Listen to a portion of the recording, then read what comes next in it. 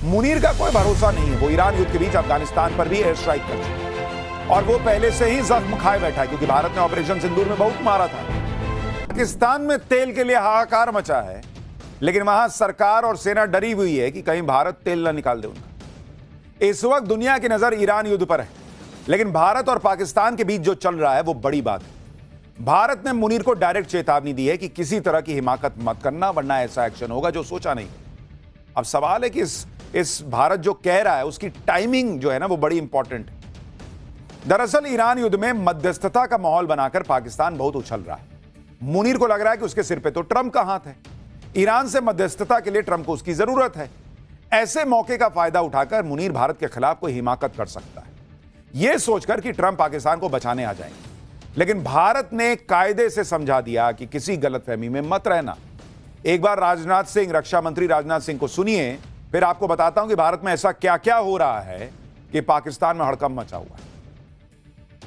Iran America युद्ध के बीच जब दुनिया फंसी हुई है, रक्षा मंत्री का यह कहना कि पाकिस्तान कुछ कर सकता है हिमाकत, इसको लेकर कहा जा रहा है कि इसका मतलब कुछ तो इनपुट है, कुछ तो होने वाला है, क्योंकि यहां जमीन पर तैयारी भी वैसी ही दिख रही। देखिए, रक्षा मंत्री राजनाथ सिंह ने साफ कहा कि आज के हालात में पाकिस्तान को हिमाकत कर सकता है। उनका इशारा मुनीर की तरफ था, पाकिस्तान की आतंकी गतिविधि की तरफ था। हाल ही में पाकिस्तान के प्रधानमंत्री शहबाज शरीफ के पॉलिटिकल एडवाइजर को लश्कर के सरगना आतंकी हाफिज सईद के बेटे के साथ देखा गया। दोनों की एक तस्वीर सोशल मीडिया पर वायरल हो रही है। दावा है कि यह हाल की तस्वीर है। हाफिज सईद का बेटा तलहा सईद एक समारोह में शहबाज शरीफ के एडवाइजर राना सनाउल्लाह से हाथ मिला रहा है। दोनों के हाथ मिलाने की तस्वीरें वायरल हो रही हैं। अगर यह तस्वीर हाल की ही है जैसा दावा किया जा रहा है, तो सवाल उठ रहा है कि क्या पाकिस्तान भारत के खिलाफ कोई आतंकी साजिश रचने की फिराक में है? क्या ईरान युद्ध की आड़ में मुनीर कोई साजिश रच रहा है? मुनीर का कोई भरोसा नहीं है। वो ईरान युद्ध के बीच अफगानिस्तान पर भी एयर स्ट्राइक कर चुका है और वो पहले से ही जख्म खाए बैठा है, क्योंकि भारत ने ऑपरेशन सिंदूर में बहुत मारा था। तो ये सुधर तो सकते नहीं पाकिस्तान वाले, इनको आग लगी है, बदला लेना है। और इनको यह लग रहा है कि मेरा देश बर्बाद हो जाए, भले 500 का क्या 1000 का पेट्रोल वहां बिकने लगे, लेकिन इसी बीच भारत में कुछ कर दे, ताकि अपने कलेजे को इनको ठंडक मिले और वहां पब्लिक को कहें कि देखो भारत में ही कर दिया। और शायद इसीलिए रक्षा मंत्री कह रहे हैं, कुछ इनपुट मिला होगा, ये कुछ करेंगे। और भारत ने भी धमका दिया है, बॉस, कभी भी पाकिस्तान को सबक सिखाने का वक्त आ सकता है। इसलिए आप देखिए कि जैसे ऑपरेशन सिंदूर के दौरान मॉक ड्रिल हुई थी, वैसी ही मॉक ड्रिल दिल्ली में हुई है। इसमें हवाई हमलों की चेतावनी वाले सायरन बजाए गए, ब्लैकआउट जैसे उपाय अपनाए गए, इमरजेंसी हालात में कैसे लोगों को सुरक्षित निकाला जाएगा, इसकी प्रैक्टिस हुई है। कल रात 8 बजे दिल्ली में 17 लोकेशन पर मॉक ड्रिल की गई। स्कूल में, कॉलेज में, रेजिडेंशियल कॉम्प्लेक्स में, सरकारी दफ्तरों में ड्रिल की गई। इस मॉक ड्रिल में Delhi police, Delhi fire service, NDRF, NCC, CRPF समेत कई एजेंसियों को शामिल किया गया। अब सवाल यह उठता है कि भाई यहां तो ईरान अमेरिका युद्ध में पूरी दुनिया फंसी है, अचानक भारत में मॉक ड्रिल क्यों शुरू हो? वैसी ही मॉक ड्रिल जो ऑपरेशन सिंदूर के पहले हुई थी। इधर रक्षा मंत्री राजनाथ सिंह पाकिस्तान को चेतावनी दे रहे हैं, दूसरी तरफ मॉक ड्रिल हो रही है। और इसके बाद यह चर्चा तेज हो गई कि क्या पीएम मोदी फिर से पाकिस्तान को फोड़ने वाले हैं, क्योंकि हाल के दिनों में सीसीएस की भी बैठक हो चुकी। मॉक ड्रिल देखकर पाकिस्तान के अलग होश उड़े हुए हैं, उसे ऑपरेशन सिंदूर याद आ रहा होगा। पाकिस्तान को डर है कि ऑपरेशन सिंदूर के 1 साल पूरा होने पर कहीं भारत फिर से पाकिस्तान को न ठोक दे। पाकिस्तान के रक्षा मंत्री ख्वाजा आसिफ कह रहे हैं कि अगली बार हमारी प्रतिक्रिया और भी ज्यादा सख्त और निर्णायक होगी। कोई भ्रम न रहे, हम तैयारी पूरी है, जवाब तेज, संतुलित और निर्णायक होगा। ख्वाजा आसिफ ने कहा कि राजनाथ जी ऐसे बयान दे रहे हैं ताकि दुनिया को यह यकीन दिला सकें कि वे भी प्रासंगिक हैं, जबकि पाकिस्तान इस समय दुनिया का ध्यान केंद्रित करने में सफल हो गया है। वहां कोई भी भारत को तवज्जो देने को तैयार नहीं। राजनाथ जी, अब समय आ गया है कि आप अपनी हैसियत के अनुसार बयान देना शुरू करें। अगर आप कोई परेशानी खड़ी करते हैं तो अल्लाह की मेहरबानी से हमारी सेनाएं आपको पहले से भी ज्यादा अपमानजनक तरीके से सबक सिखाएंगी। भारत के इतने दिन खराब नहीं हुए कि बिना किसी हैसियत वाला पाकिस्तान भारत के रक्षा मंत्री को हैसियत याद दिलाए। 2 कौड़ी का देश पाकिस्तान भारत को हैसियत याद दिलाए। अमेरिका के तलवे चाटने वाला पाकिस्तान भारत को हैसियत याद दिलाएगा। इतनी तुम्हारी हैसियत कभी नहीं थी। लेकिन पाकिस्तान घबराया हुआ और इसलिए ऐसी बातें कर रहा है। आप सोचिए ना भाई, जो देश भीख मांगकर अपना गुजारा कर रहा है, जिसके प्रधानमंत्री खुद कहते हैं कि हमें भीख मांगकर दूसरे देशों के सामने शर्मिंदा होना पड़ता है, उसका रक्षा मंत्री हैसियत की बात करेगा।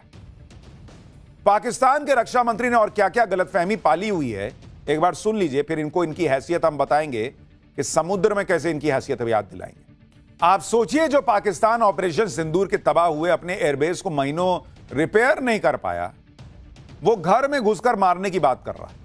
और इनका एंकर कैसा है, पूछता भी नहीं है कि एयरबेस तो हमारा फूटा था। ऑपरेशन सिंदूर में तो भारत के एयर डिफेंस सिस्टम ने पाकिस्तान के ड्रोन, मिसाइलों सबको कबाड़ बना दिया था और भारत लगातार अपनी सैन्य ताकत को मजबूत कर रहा है।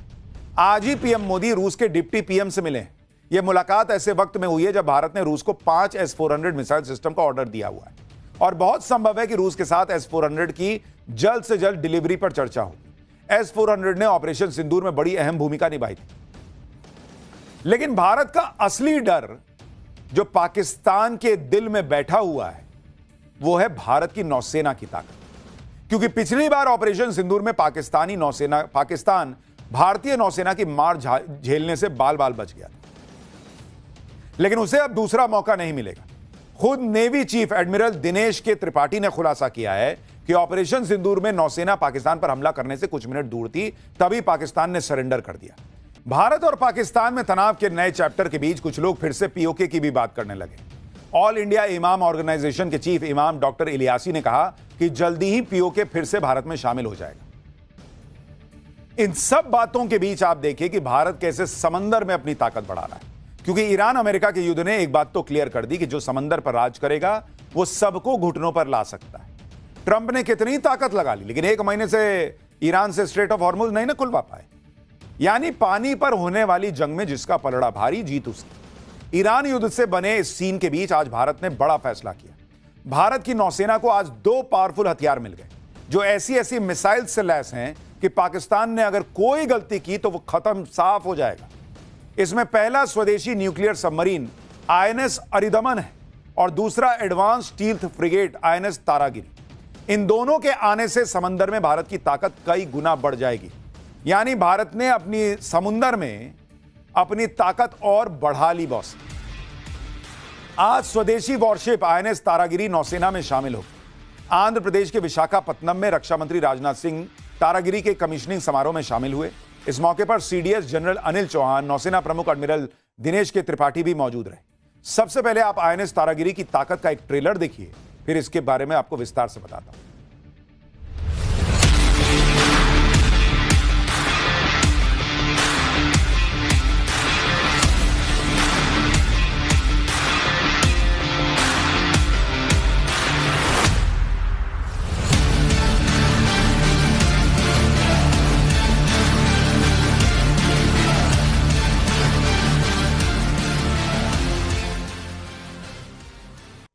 INS तारागिरी स्वदेशी वॉरशिप है। रक्षा मंत्री राजनाथ सिंह ने बताया कि इस वॉरशिप को वॉरशिप डिजाइन ब्यूरो के इंजीनियर्स ने डिजाइन किया और Mazagon dock ship builders limited ने इसे तैयार किया।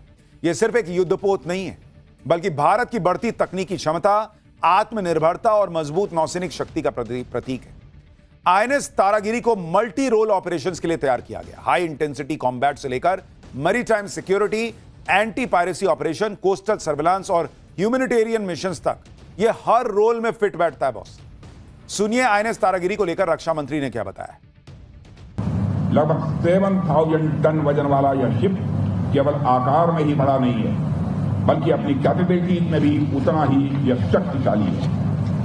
साथियों, यह तेज गति से चल सकता है और लंबे समय तक समुद्र में यह तैनात रह सकता है। इसमें ऐसे सिस्टम्स लगाए गए हैं जो दुश्मन की गतिविधियों पर नजर रखने, खुद को सुरक्षित रखने और जरूरत पड़ने पर तुरंत उसका जवाब देने में मदद करते हैं। इसके साथ ही इसमें आधुनिक राडार, सोनार और मिसाइल सिस्टम जैसे ब्रह्मोस और सरफेस टू एयर मिसाइल लगाए गए हैं जो इसकी ताकत को और बढ़ाते हैं। स्टील्थ, स्पीड और स्ट्राइक, यही तीनों चीजें INS तारागिरी को घातक बनाती हैं। भारतीय नौसेना के इस नए योद्धा की क्या क्या खासियत है वो भी आपको बताता हूं। इसकी स्पीड 52 किलोमीटर प्रति घंटा है और रेंज 10,200 किलोमीटर। इसकी क्रू क्षमता 226 की है, वजन 6670 टन। इसकी स्टील्थ तकनीक बहुत एडवांस है। इसका स्ट्रक्चर इस तरह से डिजाइन किया गया है कि इसे रडार से पर पकड़ना आसान नहीं है। इस 75% से ज्यादा स्वदेशी सामग्री से तैयार किया गया है। इस वॉरशिप में एडवांस वेपन सिस्टम लगा है, जिसमें supersonic surface to surface missiles, medium range surface to air missiles भी लगी हुई हैं। यह दुश्मन की मूवमेंट पर नजर रख सकता है और अपनी सुरक्षा खुद कर सकता है और जरूरत पड़ने पर तगड़ा हमला भी कर सकता है। आईएनएस तारागिरी ब्रह्मोस जैसी मिसाइल से लैस है, जो दुश्मन के जहाजों को 300 किलोमीटर की दूरी से तबाह करने में सक्षम है। इसमें बराक मीडियम रेंज की मिसाइलें भी लगी हैं, जो 100 किलोमीटर तक हवाई खतरे को रोकने में सक्षम है। दुश्मन की सबमरीन को तबाह करने के लिए इसमें एडवांस टॉर्पीडोज लगे हैं। वॉरशिप रॉकेट लॉन्चर से लैस है। इसमें हेलीकॉप्टर भी तैनात हो सकते हैं। यानी आईएनएस तारागिरी, इसकी फायर पावर कितनी घातक है, इसका ट्रेलर देखिए, पाकिस्तान में हड़कंप मच जाएगा। तो इसलिए मैं कह रहा हूं ना कि एक तरफ मॉक ड्रिल हो रहा है, दूसरी तरफ रक्षा मंत्री कह रहे हैं, पाकिस्तान को चेतावनी दे रहे हैं, तीसरी तरफ समंदर में ताकत बढ़ा दी गई है। क्या ये कोई डॉट्स हैं जो कनेक्ट हो रहे हैं? इसीलिए पाकिस्तान जो है ना दहशत में। और सिर्फ आईएनएस तारागिरी नहीं है, इसके साथ साथ न्यूक्लियर सबमरीन आईएनएस अरिदमन की भी चर्चा हो रही है बॉस। आईएनएस अरिदमन की ताकत क्या है वो आपको पहले बताता हूं। आईएनएस अरिदमन भारत की अरिहंत क्लास की तीसरी पनडुब्बी है। यह advance nuclear powered ballistic missile पनडुब्बी है। यह भारत की न्यूक्लियर ट्रायड को और मजबूत बनाती है, यानी जल थल नभ तीनों से परमाणु हमले की क्षमता। इसमें 95 जवान तैनात हो सकते हैं और इसकी लंबाई 130 मीटर है। सतह पर इस पनडुब्बी की स्पीड 22 से 28 किलोमीटर प्रति घंटा है और पानी के अंदर 44 किलोमीटर प्रति घंटा। यह महीनों तक पानी के अंदर रह सकती है। इसकी मिसाइल लॉन्च ताकत सबसे बड़ी खासियत है, इसमें 8 वर्टिकल लॉन्च सिस्टम यानी वीएलएस ट्यूब है, जो कि पिछले मॉडल्स के मुकाबले 2 गुने हैं। 8 वर्टिकल लॉन्च ट्यूब की वजह से इसमें छोटी रेंज की K-15 मिसाइलें तैनात हो सकती हैं, जिनकी रेंज 750 किलोमीटर है। और इसके अलावा लंबी रेंज की K4 मिसाइलें भी इसमें तैनात हो सकती हैं, जिनकी रेंज तो 3500 किलोमीटर है बॉस। भविष्य में K5 मिसाइलें, जिनकी रेंज 5000 से 6000 किलोमीटर है, वो भी इसमें ले जाई जा सकेंगी। यानी दुश्मन के बड़े इलाकों पर तक परमाणु हमला करने की क्षमता होगी भारत की। इस पनडुब्बी के जरिए दुश्मन की सबमरीन को मारने के लिए टॉर्पीडो लॉन्च हो सकते हैं, माइंस बिछाई जा सकती हैं। बहुत कम आवाज वाला रिएक्टर एडवांस सोनार इसमें है, जिसकी वजह से दुश्मन के रडार सोनार में आसानी से ये पकड़ में नहीं आती। इस पनडुब्बी में करीब 70% स्वदेशी सामग्री का इस्तेमाल हुआ है, जो भारत की आत्मनिर्भरता को दिखाता है। भारत ने इतनी तैयारी कर रखी है कि मुनीर इस बार ऐसी मार खाएगा जो कोई सोच नहीं सकता। मुनीर भारत से लड़ने के बारे में अगर सोच भी रहा है तो लड़ेगा कैसे? पाकिस्तान की हालत लड़ने लायक नहीं है, वहां हालत संभाले नहीं संभल रहे। भिखारी पाकिस्तान का हाल यह है कि इस वक्त उसका तेल निकला हुआ है, क्योंकि पाकिस्तान में तेल के लिए पेट्रोल पंपों पर लंबी लंबी लाइनें लगी हुई हैं। कल पाकिस्तान में सरकार ने जैसे ही पेट्रोल और डीजल के दाम बढ़ाने का ऐलान किया, वहां भगदड़ मच गई। लोग अपनी अपनी गाड़ी लेकर पेट्रोल पंप की तरफ भागे और देखते ही देखते पूरे पाकिस्तान में पेट्रोल पंप पर ऐसी लंबी लंबी लाइन लग गई। हर कोई चाह रहा था कि पेट्रोल के दाम बढ़ने से पहले टंकी फुल करा ले। कुछ लोग तो बोतल लेकर पेट्रोल पंप पहुंच गए, ताकि 1-2 लीटर ही सही, लेकिन दाम बढ़ने के पहले पेट्रोल तो मिले। और पाकिस्तान में तेल के दाम में ऐसी आग लगी कि बढ़ी हुई कीमतें सुनकर लोगों के पसीने छूट गए। आप खुद देखिए कि पाकिस्तान में पेट्रोल की कीमत एक बार में सीधे 137 रुपया 23 पैसा बढ़ा दी गई है, यानी करीब 43% का जंप एक बार में। और डीजल के दाम 184 रुपए प्रति लीटर बढ़ गए, यानी करीब 55% की बढ़ोतरी है। मतलब पाकिस्तान में जो 1 लीटर पेट्रोल 321 रुपया का मिल रहा था, वो आज की डेट में बढ़कर पेट्रोल 458 रुपया 40 पैसा का हो गया है। और डीजल जो है वो 335 रुपया 86 पैसे की जगह अब 520 रुपया 35 पैसे में मिल रहा है। जिस देश में लोग आटे के लिए लूटमार मचा देते हो, वहां 500 रुपए का पेट्रोल डीजल मिलेगा, ये क्या करेंगे?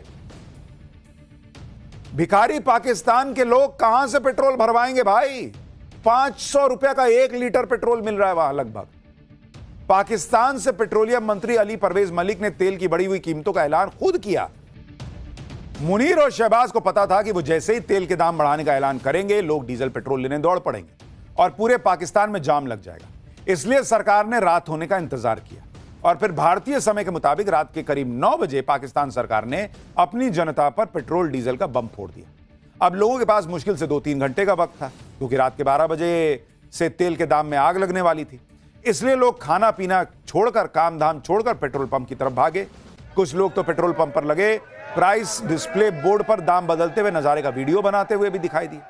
इस दौरान पाकिस्तान में लोग पेट्रोल पंप पर जमा हुई भीड़ को यह देखकर यह कह रहे थे कि पेट्रोल के लिए लाइन मत लगाओ, बल्कि शहबाज सरकार के खिलाफ सड़क पर उतर जाओ। तेल के दाम बढ़ाते वक्त शहबाज शरीफ को भी जनता के भड़कने का डर था। पाकिस्तान सरकार को पता था कि जिन लोगों की दिहाड़ी पाकिस्तानी रुपए में 1000-1200 है, उन लोगों की आधी दिहाड़ी तो पेट्रोल भराने में खर्च हो जाएगी। फिर घर क्या चलाएंगे, परिवार क्या खिलाएंगे, और पेट्रोल डीजल के दाम बढ़ेंगे तो महंगाई अलग बढ़ेगी। इसलिए पाकिस्तान के पेट्रोलियम मंत्री ने तेल के दाम बढ़ाने की बात कहने से पहले जनता के सामने खूब रोना रोया। शहबाज सरकार ने जनता को यह बताया कि तेल के दाम कंट्रोल रखने के लिए उससे जो बन पड़ा वो सब कर लिया। मतलब 60% सरकारी गाड़ियों को खड़ा कर दिया, कैबिनेट मंत्रियों की सैलरी काट दी, तमाम सरकारी खर्चों में कटौती कर डाली, लेकिन बात नहीं बनी। और अब तेल के दाम पर कंट्रोल रख पाना शहबाज सरकार के बूते के बाहर हो गया था, इसलिए बढ़ाना पड़ा। यह भारत को हैसियत बता रहे थे भाई साहब, ये तो इनकी हैसियत है। यानी पाकिस्तान में कल रात 12 बजे से पहले जिन लोगों ने अपनी गाड़ी की टंकी फुल करा ली, उनकी थोड़ी बहुत तो मौज है, एक दिन करा लिए, उसके बाद आगे क्या। लेकिन जो लोग लाइन में लगकर भी पेट्रोल डीजल नहीं ले पाए, उनके चेहरे लटक गए। पाकिस्तान में एक बात अच्छी है, इन लोगों को इतना भिखारी की तरह रहने की आदत है, इतना कष्ट सह लिए हैं पिछले इतने सालों में कि उसमें हर कष्ट में भी खुश रहते हैं, हंसते कर 4000 का बनाए। पिछले हफ्ते शहबाज शरीफ ने सीना चौड़ा करके पाकिस्तान की जनता को संबोधित किया और खुद अपनी पीठ थपथपाते हुए कहा था कि पेट्रोल डीजल के दाम बढ़ाने के लिए उन पर बहुत प्रेशर है, लेकिन सरकार तेल के दाम नहीं बढ़ाएगी और सरकार ये बोझ उठाएगी। लेकिन ऐसा झूठा देश कि कल जब तेल के दाम बढ़ाने की नौबत आई, तब शहबाज शरीफ जनता के सामने नहीं आए, पेट्रोलियम मंत्री को भेज दिया कि जाओ तुम बढ़ा दो, ताकि पाकिस्तान की जनता पेट्रोलियम मंत्री को गाली दे और वो गाली खाने से बच जाए। तुम बंगले में रह रहे हो तो तुम तो सपोर्ट करोगे ही, ग्लोबल क्राइसिस गिना रहे हो। जब ग्लोबल क्राइसिस नहीं था तब भी 350 का तेल बेच रहे थे। कौन एहसान कर दिए थे तुम लोग पब्लिक? पाकिस्तान की सरकार का माउथ पीस है ये शाहिद अफरीदी। कल रात से ही पाकिस्तान में शहबाज शरीफ की भतीजी मरियम नवाज का एक पुराना बयान भी बड़ा वायरल हो रहा है। जब पाकिस्तान में इमरान खान की सरकार थी, तब पेट्रोल डीजल के दाम बढ़ने पर मरियम नवाज ने कहा था कि जब बिजली और पेट्रोल के दाम बढ़े तो समझ जाओ कि प्रधानमंत्री चोर है। यह बयान देते वक्त मरियम ने शायद ये नहीं सोचा था कि आज यही बात उनके चचा शहबाज शरीफ के लिए लागू हो रही। यानी मरियम नवाज के बयान के मुताबिक पाकिस्तान के प्रधानमंत्री, उनके चचा शहबाज शरीफ भी चोर है। नहीं, हम तो मानते ही हैं कि आपका वजीर आजम चोर है, आपकी पब्लिक माने तब ना। पाकिस्तान की ऐसी हालत में मुनीर अगर भारत से लड़ेगा तो उसे बचाने वाला भी कोई नहीं है, क्योंकि जिस ट्रंप के भरोसे मुनीर बैठा है वो ट्रंप तो खुद ईरान में बुरी तरह फंस गया है।